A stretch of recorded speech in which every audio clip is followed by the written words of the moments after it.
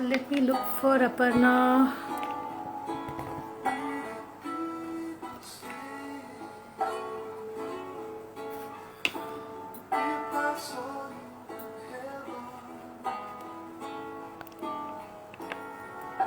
So till the time you can listen to this song Tears in Heaven from Eric Clapton. So it's one of my favorite songs. He's a very famous guitarist.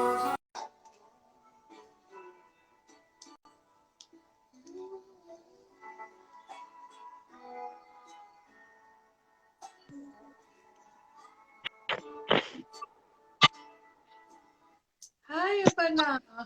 Hi Didi, how are you? Good.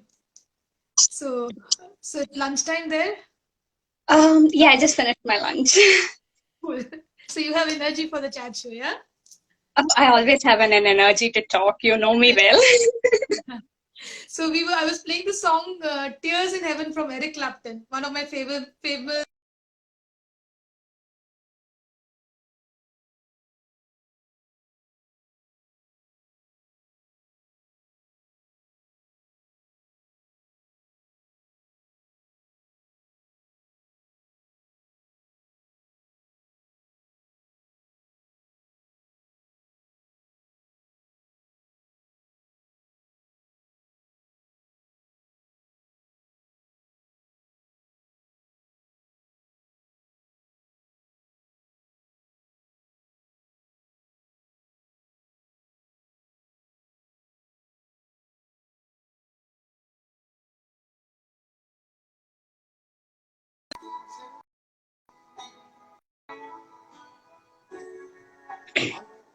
Okay, so I think there was some connectivity issue. You can hear me Yeah, now? yeah, I can. Okay. So I was mentioning that I was playing the song "Tears in Heaven" from Eric Clapton. Oh, that's nice. Yeah, Very. so I just love that song. He's my favorite guitarist also. So we're just waiting for a few more people to come join in, then we can start off. Yeah, sure. Yeah. So do you miss Kerala nowadays? Because it's a Ulsavam time here. I miss the food. I'm not gonna lie. I miss my mom's food. That's there. When you're away from home, you definitely miss your home food. I Yeah, completely agree with that. 25 years living with my mom, eating her food, sitting down in So the I think some kitchen. network issues there. Is it at your end or at my place? I have actually no idea. I mean, I'm using the Wi-Fi here, so maybe the Wi-Fi Maybe some trouble. connectivity issue. Let's let her come. Yeah.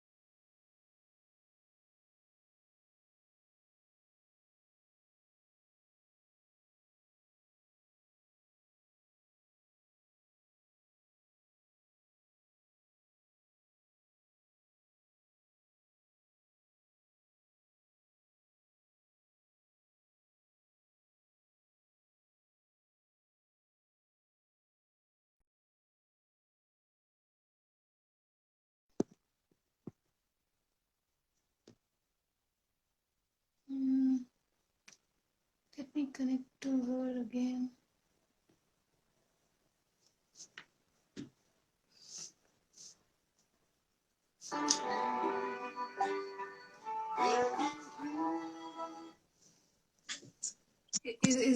Is it better? You can hear me? Yeah, I can hear you. I keep losing you at times. I don't know if it's my problem or. So I don't know where the network issue is because I'm able to play a song on the YouTube, though I feel that it is not an issue here. Not sure where is it. Anyways, Maybe let's since everyone is using the Wi-Fi here, maybe. yeah. So yeah, few people are here, so let's start off then. Yeah. Yeah. So welcome everyone to the episode 19 of Kapi Poha session and celebrating life series. And the topic we're planning to discuss is love for psychology. And today's guest speaker is Aparna Sreevalsan. And I want to tell some details about her as well. She's done a bachelor's in psychology. She's done a master's in applied psychology. And now she's again pursuing a master's from UK, this Plymouth University. And she's currently based out of UK, Plymouth itself. And she's a trained Bharatanatyam dancer. She's an avid reader. She's worked as a guest lecturer in one of the government colleges in Chittur, and also she's worked as an assistant professor. So she has a good fan following of students and people, and she's very energetic person. She's a very bubbly person. So I met her in Delhi at one of my cousin's place, and I think I always thought that I was the most talkative person, but after meeting her, I know there's somebody who is much more talkative, much more energetic than I am. So yeah, welcome Aparna to the show. Thank you, Didi. That was a very good introduction. So tell me, how's life there? Life is great. I'm enjoying some sort of responsibilities that I never had when I was back in India. I've been, I would say, I was a lot sheltered and pampered child. So I'm just exploring life and living it on my own terms. I'm loving it here. At times, I do miss home. I miss the pampering, but it's a part of growing up. So. So Aparna, the university, the Plymouth University. So I had gone for a trek, Everest Base Camp trek. So the group which was there with me is from England, basically. So one person was from Trowbridge, and the other entire group is from Devon. That is Plymouth itself. Yeah, So Devon. they used to tell me stories about the countryside. I mean, and I used to it's so green, so beautiful. And when I got to know that you're from that side, you're studying there, I was just very jealous of you that you're able to experience that beautiful life. Yeah.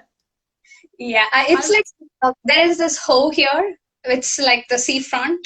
It's more or less a 1 minute walk from the place where I live. So anytime when you're feeling stressed, it's just a 1 minute walk to the ocean and into the green. It's fun. It's really nice. Yeah, I've heard that from Richard. So Richard was the one person who used to explain me about a lot the landscapes and the things around England, around UK, around London. So he's told me a lot of stories. So he told me that when you're coming to UK, want to explore England, you're coming that side of the world, come with at least 2 or 3 months time, explore life as a local there. So yeah, probably. I hope you stay there for long so I can visit you sometimes. Yes, I'm planning on it. I hope it works out. Yeah. So let's come back to our topic of discussion today. That's love for psychology.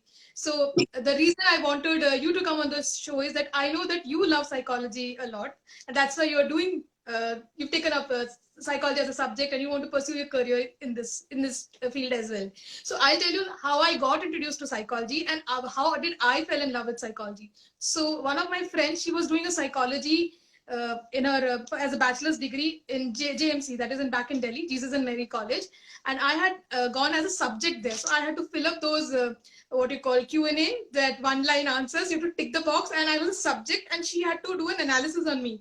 So because it was a 3 hour or something of that exam, I was roaming around here and then I was looking at all those books because the library was there itself, and I could see a lot of posters about psychology, and I was very fascinated that how people study about human brains, how they study about the behavior of people. So I was very excited to know about it. That's how I started to know more about psychology, and then I met a lot of people who are into this field as well. And then when I met you, then I could see that it's a subject which a lot of people fall in love with. So I wanted your reason. How come you fell in love with psychology? Well, I didn't know about psychology until and unless it was more or less I finished my 10th standard. So after 10th standard, I was urged by my mother to attend this adolescent development program. I would say she literally forced me into attending one. So I went out there and there was this talk given by a psychologist. I was pretty much interested in the way he's like, rather than the content, I liked the way he communicated what he wanted to say and how he kept each and every one listening so into him that our attention was completely focused on him. So I loved, and more than the content, I still remember the way he made me feel. listening to him rather than topic itself. So after a couple of years, I ran into him during a wedding reception. So I went and talked to him. I was like, sir, I was there for one of your show, like talk, and I really enjoyed it. After a couple of discussion, he was like, you know what, I think you would actually be a good psychologist. So, why don't you join the field? So I was just I just completed my 10th standard. I was like, oh, that's the career path that I never thought I would end up in. And I didn't know anything about it. So I was like, okay, fine. Someone told me that I might be good in it. So I started researching a little bit. And I told my mom that I want to pursue psychology. And she was like, as every Indian person, psychology was not much popular back there. She was like, no, you can't do psychology. You can do anything else what you want to do. You can learn psychology. I'm not stopping you from learning it. You can do it as a part-time thing, not a full-time. And honestly, I would say God worked in my favor. So my 12th grades kind of went down for a person who used to be, more or less, like a very good achiever. So my grades went from 91% to 71%, like straight. And, for a 71%, you really won't get merit seats that easy. So then my mom was like, okay, fine. Do you want me to get you a management seat? And I was like, no. Can I do psychology? And she was like, okay, fine. Now, if you're insisting on it, you can. She was like, but I'll blame you if you don't score well. I was like, yeah, I'll take the responsibility. It's fine. So I ended up taking up psychology either way. I got a merit seat, lucky me, St. Joseph College, Iringalikuda. That's where my mom and my aunt did their bachelor's from. So I got there, and that was the first year they were starting psychology. And luckily, in my favor, they actually got permission to start psychology after Calicut University's online allotment has ended. So theirs was offline applications. So I managed to get a merit seat because a lot of people didn't know about it. So I managed to get a merit seat. And I started knowing more about psychology through my bachelor's. I'm vividly interested in abnormal psychology and clinical psychology. I have an endless passion towards clinical psychology. I think abnormality fascinates me more than normality does. So I love clinical psychology. I love learning about abnormalities. I love learning about disorders, why it's caused, what are the symptoms, how can you treat them, how can you talk with them and bring them back to their more or less a normal way of functioning. And it just helps me to, feel a little good about helping people. That's my whole story about psychology and how I came into the field. I remember psychology, she does a lot of work in nursing. Very interesting clinical psychologist, and she's recently started a YouTube channel.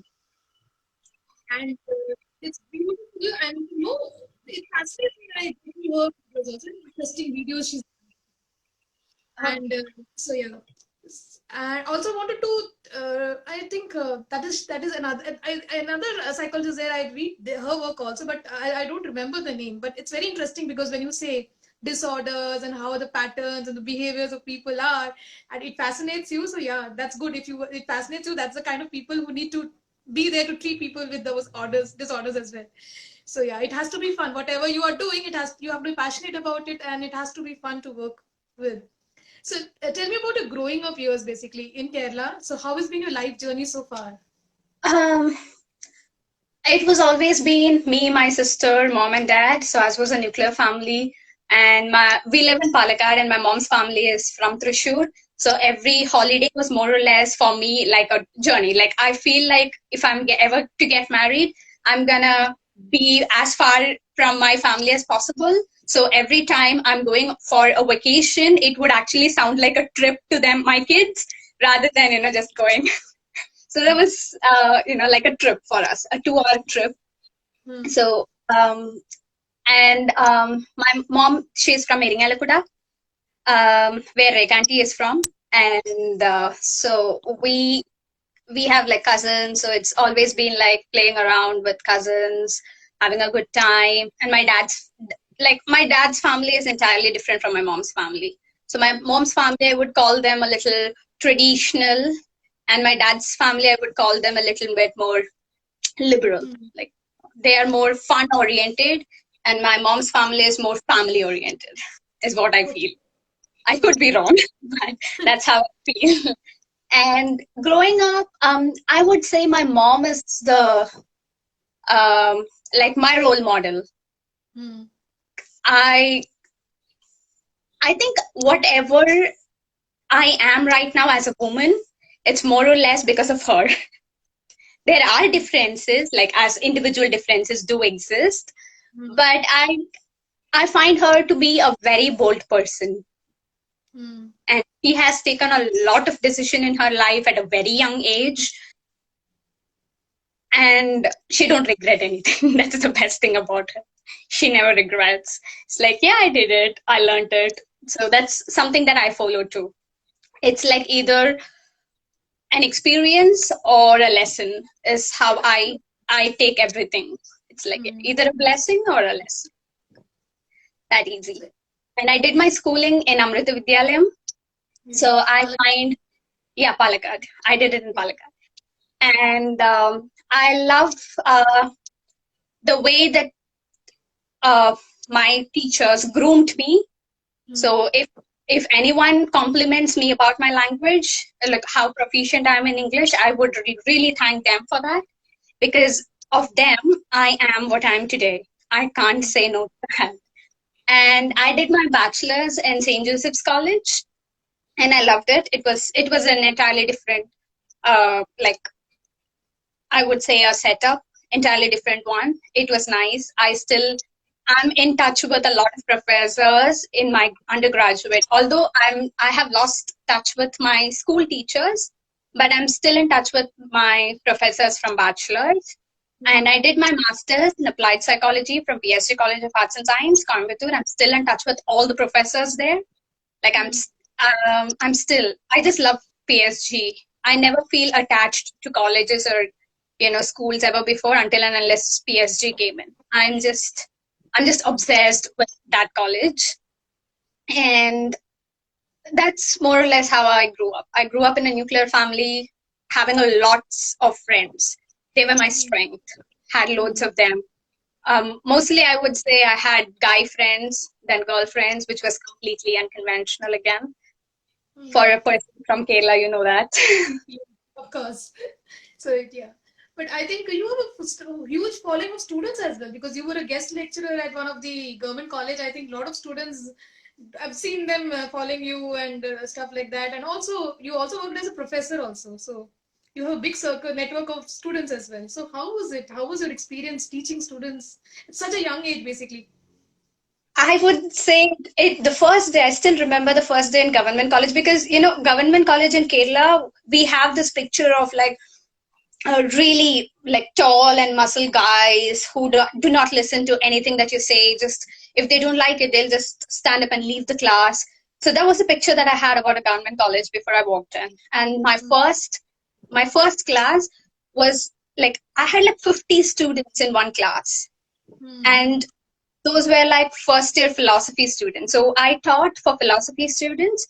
So for them, psychology is a complementary subject. So they'll have to learn psychology more than they do philosophy for the first 2 years of their course.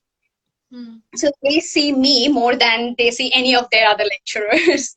Okay. So that was the first experience. So I still remember the first day when I was going in for appointment. My dad was there with me. So I was wearing this churidar and everything, and I had a file, and I saw this child. So I didn't know where this place was, like the department was. So I was like, listen, like some guy was walking past, and I was like, hey, listen, excuse me, where's the Department of Philosophy? And he was like, oh, it's around the corner. I was like, should I go anywhere? So he was like, you know what, I'm going there. I can walk you till there. And I was like, oh, that's nice, thank you. And when I was walking, he turned around and asked me, like, are you here to join for first year philosophy? And I was like, no, I am here as a guest lecturer. And he was like, oops, sorry. I was like, yeah, it's fine. It's okay.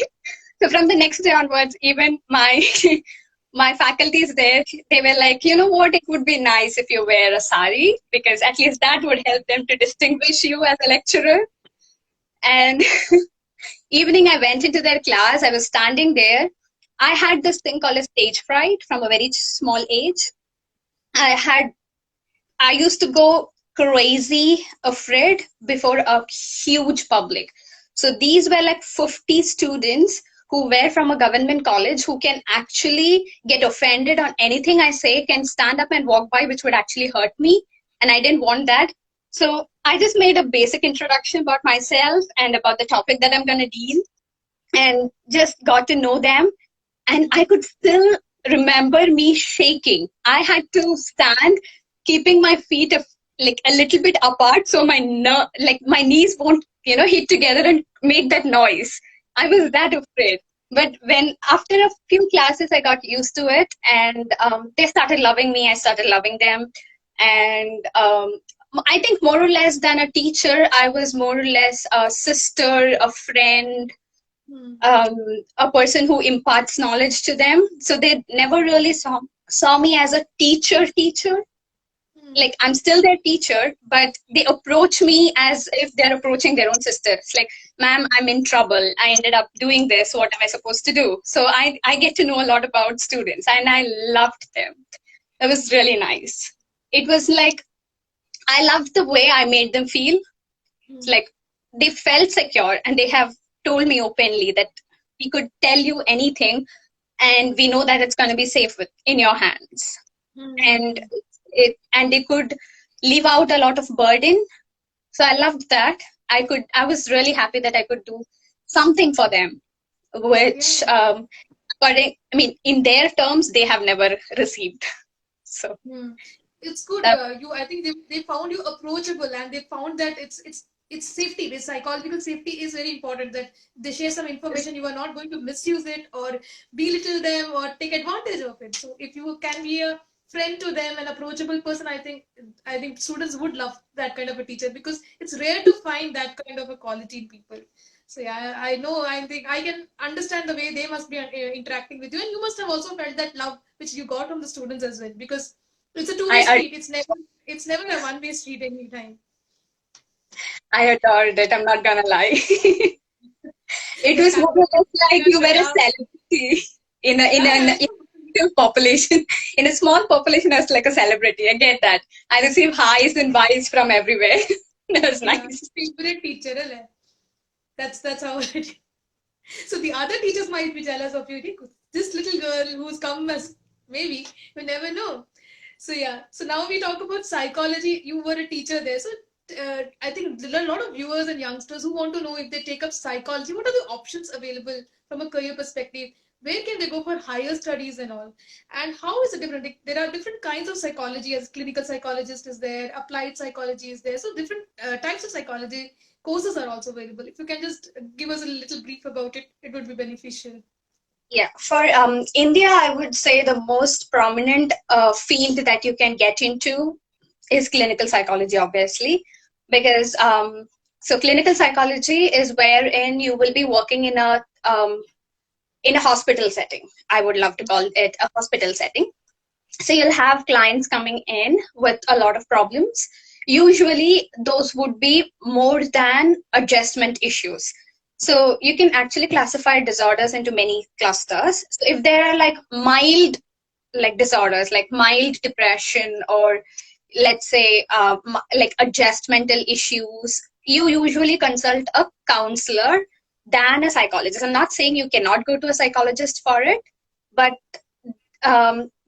so usually for adjustmental issues, a counselor is more better than a psychologist, I feel.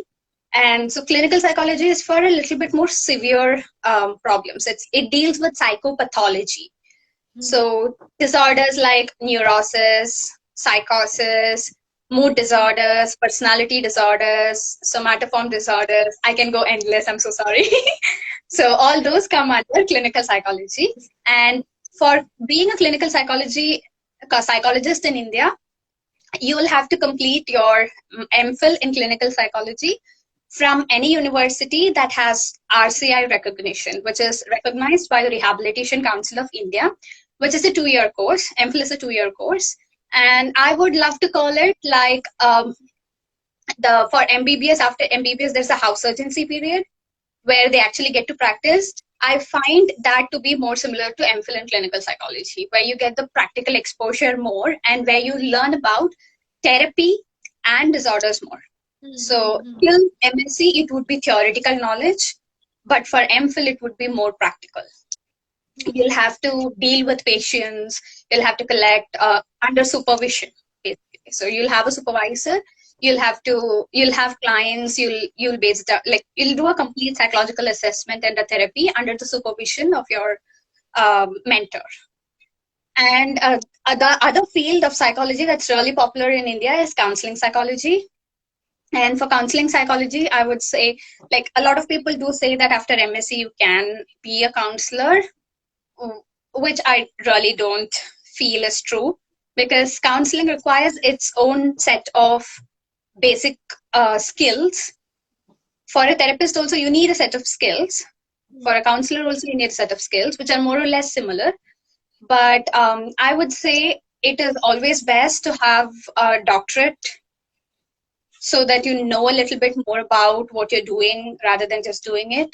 So counseling is for adjustmental issues, as I told before. And counselor is the person you run to when you are having an immediate issue. It's like, okay, when I feel down and I just want someone to listen to me, it's counselor that you run to. So there is a person who's there, who's sitting there, willing to listen to you and help you sort out your own thoughts and make a collective pattern out of it and make them like find their own solutions for their own problems. So that's so this is the basic idea of a psychologist. We never tell you what to do. We just make you tell what you want to do and help you get there. So we are like I would love to call it a guide to, like helping you reach there. So we never advise. We are like just listeners, there to sit, listen, and guide the conversation. So we find people sitting in front of us as individuals with complete capacity to make decisions for themselves. They might be lost at times, like every normal human being would be, but they have the capacity and they know what is good for them than anyone else in the world. So it's just helping them to know and understand what they want and make them do what they want in their own terms and conditions, on their own terms. That's what a psychologist do. And there is another field, organizational psychology, which is more or less popular in India. So it's the management side of psychology. So they would be working with offices. So if you you would be knowing HRs, like human resource development. So there, psychologists have a prominent role, which is organizational psychology. So they study about how can you increase performance and decrease burnout, increase the commitment the employees should have for their organization and make them feel good and utilize their resources and reward them accordingly. So that is another field. Apart from these three, there is an upcoming field now, which is cognitive psychology and also neuropsychology. These are the two upcoming fields which is there in India. So neuropsychology, I think there is a wing of neuropsychology in NiMiTHAM. And also there is another college which has recently started neuropsychology, but I'm really sorry, I forgot what it was. And there is cognitive psychology. I think the University of Gujarat, they are having forensic psychology as well as cognitive psychology as subdivisions. Forensic psychology is also present in India, but not that popular. And cognitive psychology is just upcoming. It's coming up, but it has not, it's not even in its blooming stage, I would say. So clinical psychology is the most established one for anyone who's pursuing psychology from India. But when you come to abroad, I would say the number of options that you have as a psychologist is more.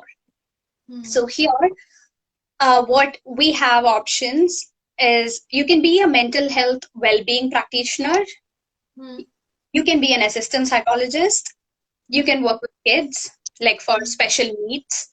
Hmm. So there are loads and loads of opportunities over here, and you would be doing exactly what a clinical psychologist is doing in their field, but your name wouldn't be a clinical psychologist, because in UK, if you have to be a clinical psychologist, you will have to complete a professional PhD. It's not even just a PhD; it's a professional PhD, which is like Doctorate of Clinical Psychology, which is a I think it's a 3-year intense research and practical oriented program. And after you have completed your doctorate is when you can practice as a clinical psychologist in the UK. But there are n number of options for doing the same job and being around people without taking a doctorate is what I find a big advantage in UK, and they're more welcoming to psychology people. Like the society itself is a bit more opening. You know, Yeah. they're they're a bit more like accepting than it's from India. I know it's like it's an open fact. I'm not gonna lie. So Yeah. I still find India to be having a little bit of stigma towards psychological issues. Mm-hmm. And even though the number of psychology courses have went up in like, I would say when I was doing psychology, the number of colleges which was offering psychology was very low. But now if you take under Calicut University itself, I feel it has went double the amount than I did my graduation. So even though there are colleges which are offering like psychology as a subject, the stigma towards mental illness still exists in the society. I think it should be normalized somewhere. So yeah, so great to know all those options. I think people would be interested in knowing this also, and I'm glad that you shared all those things so they get to know more. So yeah, Aparna, recently I started something called NiMiTHAM. Okay, so in NiMiTHAM, what the plan is to do life skill workshop for youngsters. So when I was planning to do this, that is what I feel is a purpose from in my life. It's for youngsters. So I started doing a lot of research. So psychology is that's the reason I started researching on psychology. I wanted to go for a transaction analysis, whether I could be a caregiver, healer, or whether I could do NLP course to understand. So the entire thing was that I need to understand myself first. And do I know myself? Who am I? What is my purpose? What am I planning to do? Why I behave like this?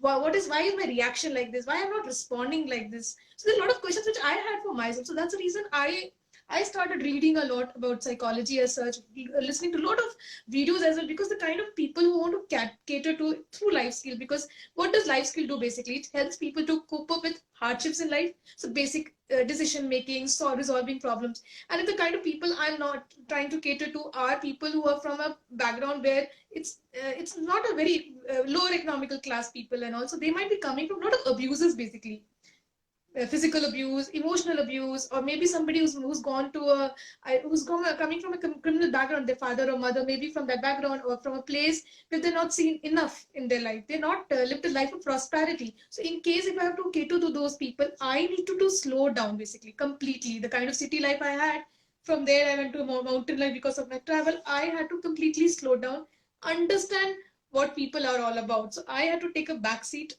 invest a lot of time. So actually, and in between, I was writing a book and reading. I'm doing all those researches. So I believe that I'm still a student. So I believe I'm a Vidyarthi for lifetime. I'm a learner. So whatever I learn, I try to implement it immediately so that I don't forget the learning, because I'm always learning. And because I was doing all those, listening to these podcasts, YouTube channels, and meeting a lot of psychologists as well to understand through this chat shows. A lot of my friends are also psychologists, so they've also come on the shows.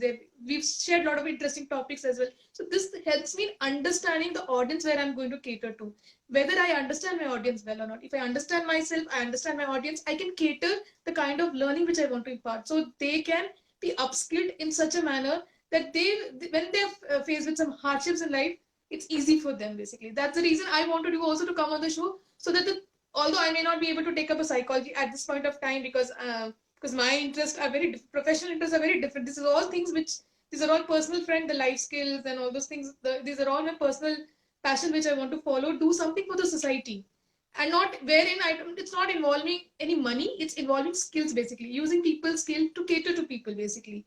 So and there are a lot of interesting people who have a lot of interesting skills which can be utilized for a better cause, greater cause for the society. So that's the main agenda which I wanted. That's how I started with NiMiTHAM as well. So that just wanted to give you background also. That's the reason psychology is always an interesting subject for me, because humans are interesting to know, because people bring me joy. So that's the reason whenever it's a person that I need to know end to end. I'm talkative, so I get to know being a listener is more important. That's what I realized. So today I had attended one. I saw one interview with Sudha Murthy in a Beer Bicep channel, where Sudha Murthy is telling that what she's learned from Narayan Murthy is that you should only talk when the other person is listening. Otherwise, you shouldn't talk. Very big thing for a realization for me, because I am a chatterbox. I talk without filter. Whatever I feel like, I just go and talk. That's how I am. Or otherwise, I'm on a mute. If the audience or the people who are not interested, I'll be on a mute button. So when I was growing up, I was on a mute. So in school and all, I was a very quiet person. But at home and the people whom I know, I used to be a chatterbox. So that's how important listening is. So you were also mentioning about listening. As a psychologist, it's a very important skill to be a good listener. Whether you are a psychologist or not, any person who has a good listening skill will always have a good group of people around them, because everybody wants that. Nobody has time, so everybody wants to somebody or the other to listen to them. For example, if my mother is there, although I'm at working from home right now, though if I do not get to spend much time with her, the only complaint she has is, you don't listen to me, you don't have time for me. That's a complaint everybody has. So yeah, so I think psychologists are the only people who actually listen, because they're paid to listen to people also, right? I would love to call psychology as um, very a topic which is like common with a lot of jargons in it. That's what psychology is. If you just split it up, you can see that, oh, this happens in my own life. It's something like normal, but it's just another jargon added to it. So Yeah. psychology is common sense, but with a lot of jargons. That's what I found psychology to be. So what are your dreams and aspirations? Oh, well, my dream is to be a clinical psychologist. It has always been that from the moment I started learning about psychology. My dream was to be a clinical psychologist at the end, which I'm still pursuing. So I aspire to be a good clinical psychologist. I don't know if I can be a good therapist, because that requires a lot of effort, and also a lot of practical skills and listening skills, empathizing, unconditional positive regard, non-judgmental attitude. Although I do feel that I'm non-judgmental, I have empathy, I can listen to people, but I don't know how effective that would be in a therapeutic setting, because I have never had experience. So that's my dream, to be a good clinical psychologist at the end. That's what I'm aspiring to be. So right now my career plan, it keeps changing. Although the end goal never change, the path always change. So right now my plan is to maybe work for 1 year and get some experience. So I was hoping to be trying opportunities in UK, because it's far more easy for me to get 1 year. So maybe work for 1 year and then go for doctoral studies, and then know how I will be as a clinician. And if not, I know I can always go back to teaching, because I know I'm good at it. From the feedback from my students, I know that I'm really good at that. So I have a profession handy if I have to ever go back. So plan B is already ready, huh? I cannot live with just one plan, because I'm a sort of person who feel dejected if things are not working out on my way. So I always have something ready. If this does not work out, I'm going to go for this. A less favorable option, but I never leave the plan A completely. I never leave completely. It's always there back in my head. I need to get there, but right now I can't. So I'll just go with something which is far less favorable to me, and through that maybe reach there. That's what I'm trying always. So another aspect about you is you're a Bharatanatyam dancer. You've been trained in Bharatanatyam. So same thing. That is one similarity we both of us have it, apart from the love for psychology. So tell me your dancing journey. How has it been? So how long have you learned Bharatanatyam? I started learning Bharatanatyam when I was, I think, at the age of 5, because I think I started when I was in first standard. And Okay. then I did my Arangetam when I was doing my fourth standard. And I stopped when I got to my seventh standard. That was because my teacher started to teach me Mohiniyattam, which requires a lot of patience and a lot of bending, and the music was very slow. So I got bored, and I was lazy also. She changed the class hours to early morning. I only used to I only get Sundays for sleeping, and she kept class for from 6:30 to 7:30, which means I cannot sleep. I'm guilty about it, but but then I stopped it at seventh standard, and then I started dancing again after I finished my post graduation. So when I was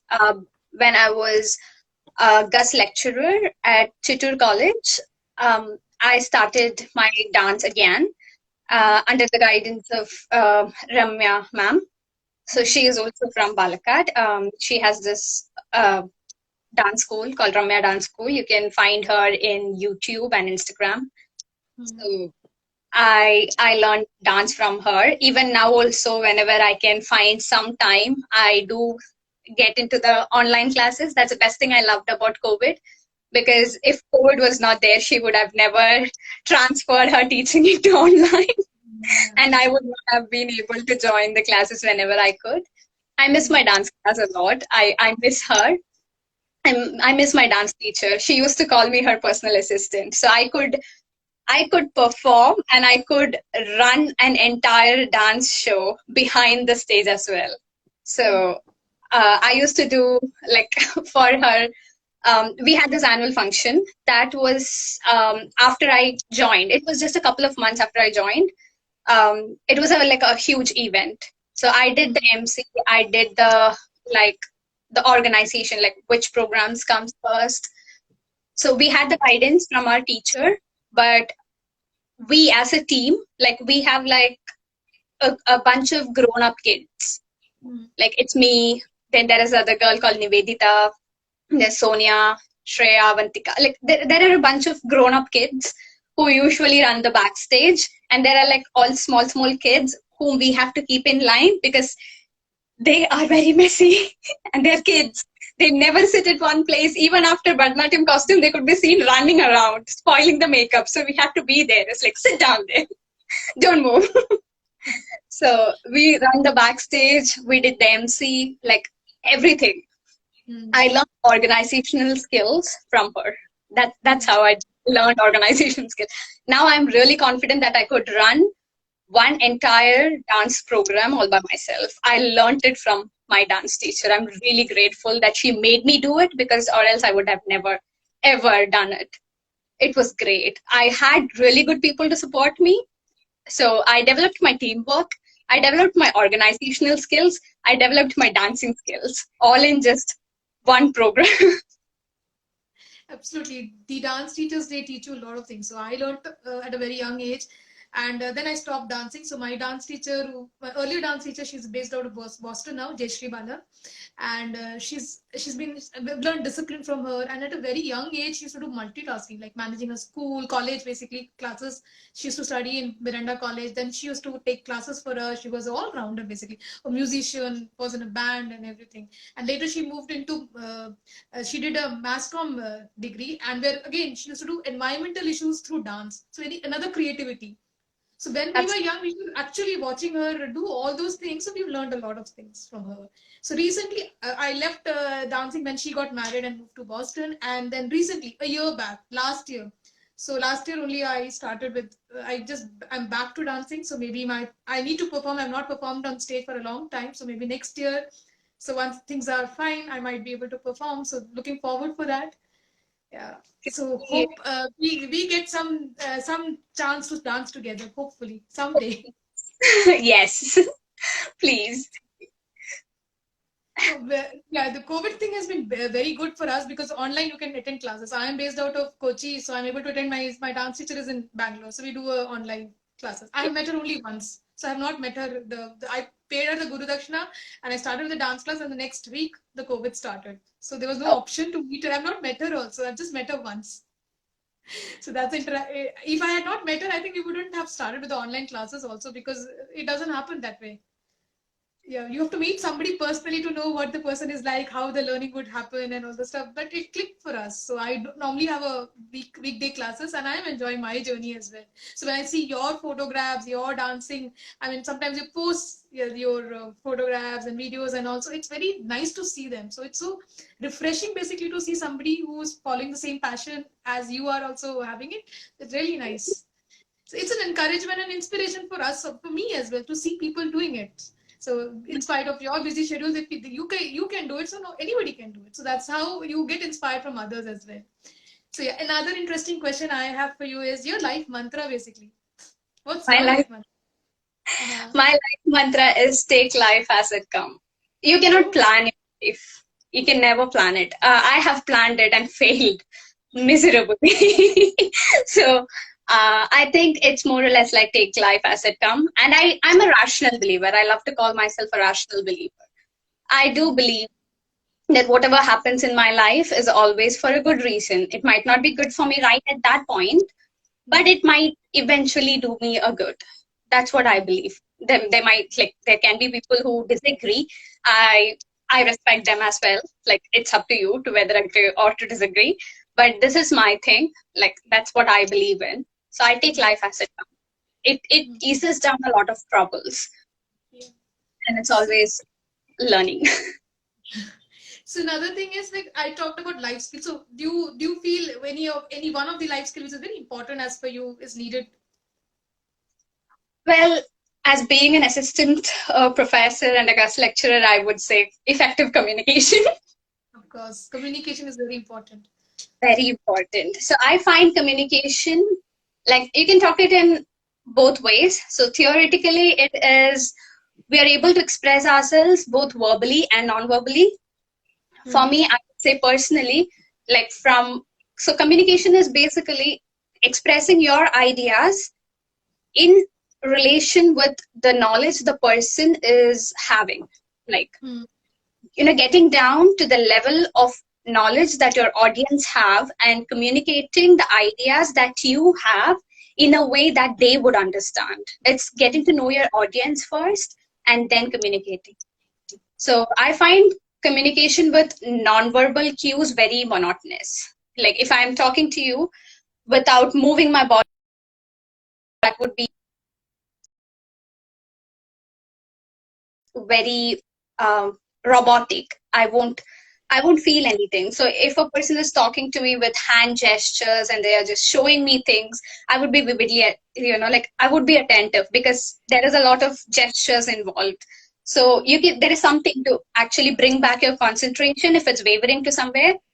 So I read it somewhere that if you're teaching one on one, it's always nice to have a pen with you, so it's like bringing the person's attention back to the point that you're looking at. So this is what we're going to discuss. So this is like a center of attention. So if you have anything in your hand, it would make the person listening to you attend to you.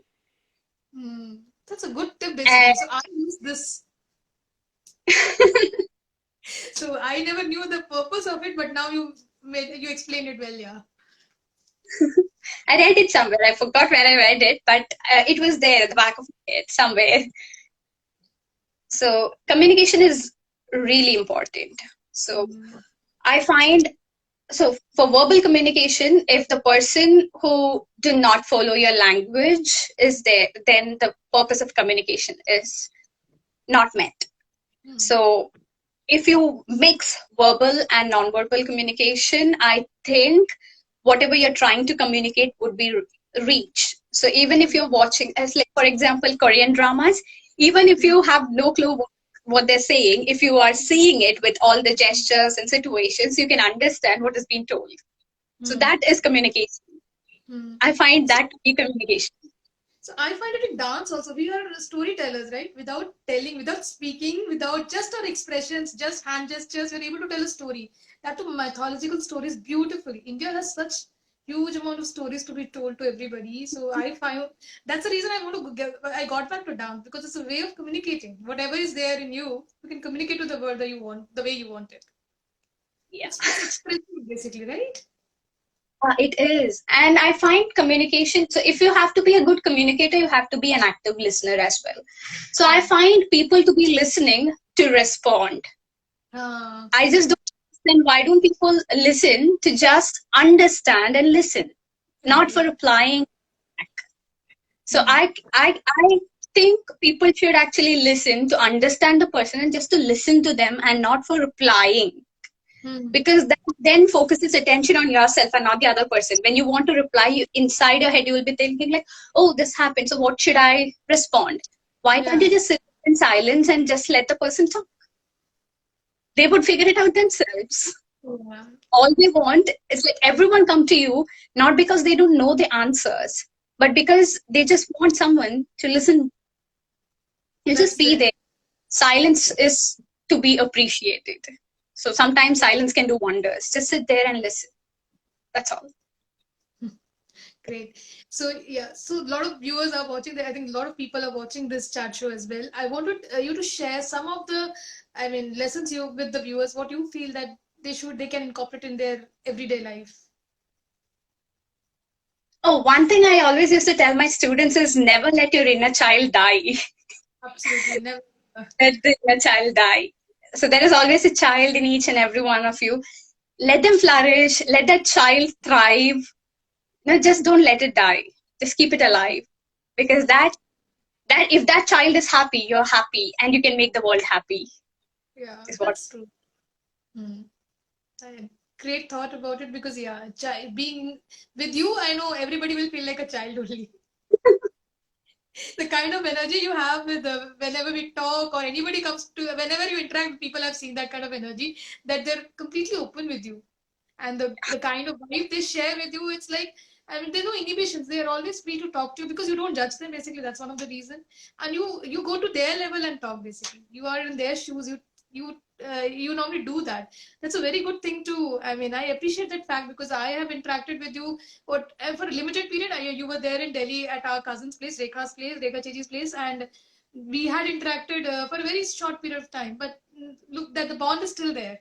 The connect is It's still there. Just remember, if somebody talks about psychology or anything, your name definitely comes in my mind. oh, thank you. So yeah, so a And lot of people. I still remember the first day out that we had to the mall watching the movie. I forgot the movie, but I still remember the songs. Ayushmann Khurrana's that movie. Is it? Yeah. So I don't remember the movie, but I remember the time spending with you the entire day, like going in a metro, going to a mall at my place. Do Yeah, we you had still remember? so my memory is not that bad.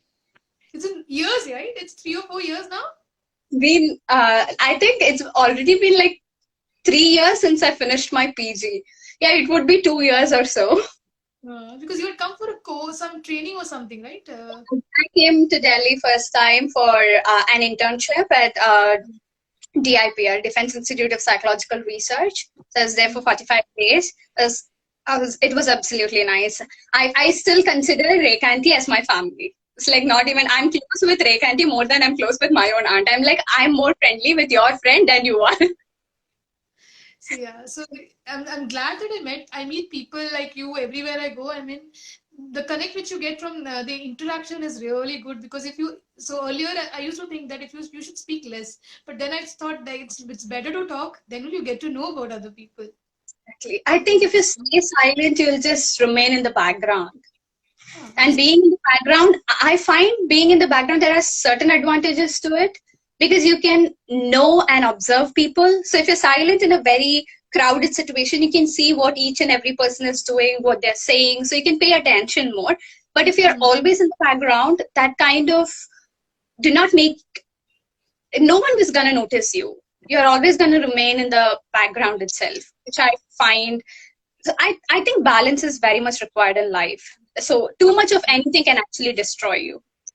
if you're like a complete extrovert, like it would be difficult because the other person would feel like, oh my God, this is too much. So if you're an introvert, the other person would always feel like, oh my God, why is this person not opening up at all? I think a balance is somewhat we all should attain or strive to attain at least. Yeah, I agree to that. Definitely, you need to have that balance. So let me look out for questions or any comments which is there for you. Let's see. All right. So a lot of people have joined. I think mostly your students or I Oh, think yes, a lot of them. a lot of them. A lot of my friends too. Yeah, a lot of friends. I think no questions as such. Some people have written they've enjoyed it. Oh, thank you. So I had a great time. I mean, I did. Why is it not? So I had a great time talking to you. So with this chat show, what's happening is that whatever topics which is interesting to me, I'm able to talk about with my people. So that is why I started with chat show. The people whom I've met, with whom I love talking, basically, they're all coming on the show, and we are sharing a good time with each other. And hopefully, our viewers and audiences are also enjoying the chat which we have, and that's the main purpose of it. And these interactions will become a case study or a story for my workshops when I do it for life skills, basically. Oh my goodness. I really like I'm really inspired by your life. Like, being in corporate world and then taking out time to just know about yourself and traveling all around and then entirely starting up something else. That takes courage, Didi. I'm gonna tell you. That's like massive courage. So Like, it's just one life, Aparna. We just got one life. I want to do everything in this life. I want to enjoy my life. So I want to make the best of my life, use my life to the most, whatever time I have. So the only thing is when I sleep, I want to sleep for that 8 hours without any disturbance. Because when I go to my bed, I used to be tired and then I sleep off. So that's the way I want. And the rest of because I divide a day in 3 parts. 8 hours for sleep, rest of the time is the 8 hours is for my job. So 16 hours is gone. The next rest 8 hours is mine. So I utilize that 8 hours the way I want it. Sometimes I paint, sometimes I dance, sometimes I go for my fitness. I can't do everything every time. So I do whatever I can do. And whatever I can do, I enjoy that. So I'm just happy the way I am. No expectations from anybody. I do things which makes my heart flutter, basically. That's the line which I normally use nowadays, because whatever I feel like doing, I do it. Because there's one life. Whom should I wait for? Even if I'm at whatever age I'm in 40s, still it doesn't matter to me, because I have that inner child with me. I want to ensure that inner child is happy always. The way you say it. Yeah. So I interact with people who give me happiness. I interact with people who don't give me happiness as well. But the thing is, yeah, ignore. Whatever I can take it from them, I'll take it. Because there are two kinds of people. So either they inspire to become like them, or they inspire to not become like them. I know. That's the fun of my life. That's how I take people. So I may be friendly to lots of people. I have a good circle of people, but still, my inner circle may not be in the social media at all. There are very, very few friends who are complete critics of me. They're very good friends. They'll show me the mirror, basically, as it is. They will not sugarcoat me, do nothing about it. They will tell me what I've done right and what I've done wrong, where I need to go. So that's the kind of friends you need, actually. Oh yeah, I have like a very, very good bunch of friends. So there are friends to whom I run to when I'm in trouble. There are friends whom I run to if I have to, like if I'm having a very serious thought and I need to have a like discussion or debate about it. There are certain people I run to. There are people I run to when I am feeling really down and I just want to be happy. So it's like a mixture. And I think friends and your support system. My family is my biggest strength. So like every day I like at times my even like a lot of people have asked me like who are you talking to on phone? It's like, no, my mom, don't worry, it's just my mother. So I talk to her every time I'm bored. So that's one complaint that she has. So when you're out with your friends, you never call me. But then when you're sitting alone and completely bored, you call me. And like it's like, yeah, I know that I can always come to you like even if I'm busy or even if I'm tired or even if I'm sad, even if I'm happy, you should be happy that I'm the first person I'm running to. So that's what I tell my mom.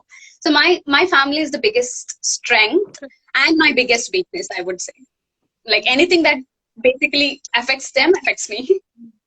So there's a comment they felt, I mean, one of the person said that they felt that it's a good feel good session. So good, people are enjoyed. Hope they had enjoyed. I had a great time talking to you after a Me too. very long time. I know it's been long. I will pray that you stay in UK or UK or Plymouth for a long time so that when I visit, you're there. So I can have all the fun with you as well. So Sure. all the best for your future. Have a great time, So great career ahead. Enjoy your life, basically. when is your book coming out? And I would love to read it. Is So my book will be out by end of this month or by first week of April.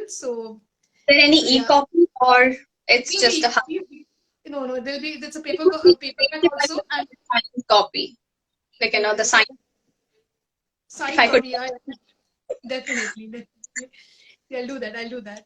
So yeah, I'm just waiting for the book. It's been a long time. I've been working on that, and yeah, so that was a dream project. So now I have done whatever I could do for my father. Now it's time for my mother. So I want to spend a lot of time with her. So I want to spend the create whatever. She's a creative person in my family. My father was an analytical person. So whatever creative talent whichever I have, it's because of my mother. So I want to spend more time, learn everything from her because she's good at a lot of things and I am not at all. Maybe whether it's cooking, stitching, I may be good at ideas. I'm a good person, I have this good habit of giving a good idea to her, creative ideas basically, but not a good executor like her. She's too good at it. So, and my father used to call me and my mother as Tom and Jerry. So we do not agree on anything.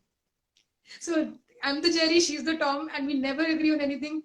It's like so it's fun basically. My father used to enjoy because if I say north, she'll say south. Never ever anything. So he used to have the fun basically because he was important. So he because for every problem, every fight, every discussion, he has to be there. He's the mediator to patch it up.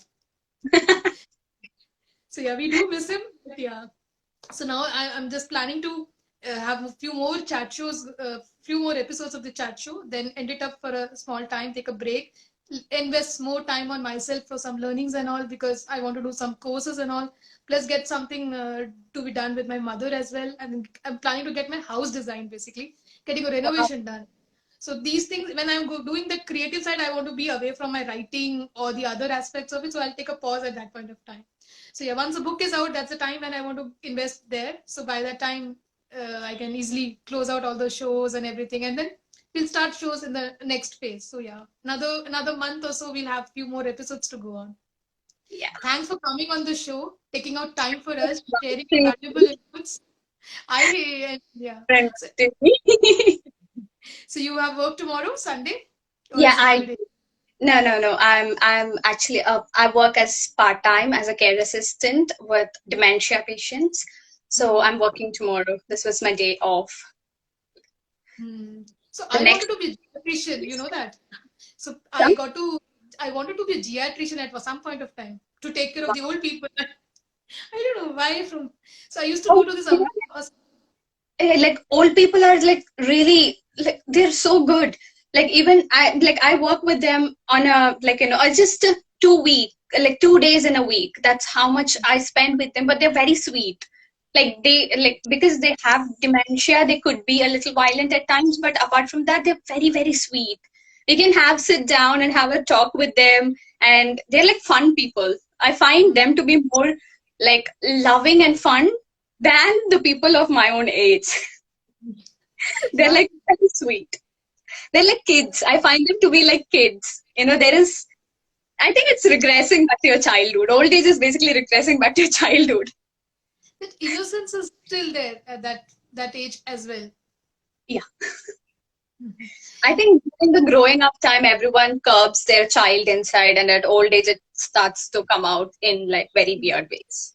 Even Yeah. I can see my own grandmother and grandfather at times having that child and having that, like when a child wants something they want it, like at all costs, they would be like, yes, I need it. I want this. I want that. So you find them picking and choosing what they want, which they have never ever done in their entire life. Like, Hmm. I don't even remember my grandpa wanting to eat non-veg. Like, he never used to like it when he was in his pristine years. Hmm. But now he is yearning for it. He loves eating like non-vegetarian food, and he loves to explore whatever is there. Usually he eats whatever is being served to him, but now he's like, okay, what is there, what's not there, what's on the menu. and it's an entirely different version of them which I've never seen. So I do enjoy it at times. It's like, oh, I've never seen you this way. It's fun watching. It's nice. I grew up without a grandparent. I just had my grandmother, my mother's side, and I used to meet her only in vacation. So I used to love that vacation time with my grandmother. So you'll read about it in my books as well, the kind of vacation I had at my father's place, at my mother's place, and my cousin's place and all in Kerala when I was in Delhi, and I used to only come on this 2 months vacation. That's how I fell in love with traveling, because we used to take 2 days, 48 hours to reach to Kerala from Delhi in a train. So I used to meet lots of strangers on the train. So it used to be fun basically. It So, is. and it was like we were on an eating spree or something like that. We used to eat so much in the train. I don't know why. I love eating food in train. I have a weird interest towards eating in food in train. And my dad is like, that's the most unhygienic food you'll ever eat. And it's like, no, it tastes nice. We don't know what oil do they use to make it, what water they use, but the food used to be so tasty. I don't know why. For what reason, I don't know. Love samosas that they serve in like the trains. I love samosas. Oh my goodness. It's the best. So I took you back to your memory lane, right? You did. In Kerala now it's an Utsavam time, so all temples have this Utsavam. Because of COVID, there are not many people. So it's been a long time. I've never been here, and I've never stayed at my place for more than 15 days. My house, which I've got it done in Kapi, never stayed. This is the first time, thanks to COVID, that more than 5 months I'm here. That's nice. I love it. It's like it's different from city. It's slowly and steadily I've just adapted to this slow paced life, because I wanted to slow down in life, and perfect place to slow down basically. It is. It is. And I'm not eating any of my home food. I'm at home. My mom cooks good food. I never enter my kitchen, so I'm just lucky that way. So I'm enjoying it now. I know the moment I have to move, to the city for my job, I have to start cooking. Till then, I'm not going to do anything. I still remember your recipe for the bread upma. They're all shortcuts. I don't. So when my mother and my father, when my parents are around, I don't cook, because they're the best at it. So only when I'm alone or when I'm PG or somewhere, I cook for others. That's where I compensate of my cooking time. So yeah, I think let's end the show now. So I had a great time. You hope you have a great evening there as well. Have a great Sunday tomorrow. Enjoy your time. Enjoy your life. Have a great career ahead. Thank you. Bye everyone. Bye to everyone as well. Let's catch up next week with an interesting guest on another yet interesting episode. Bye till then. Bye.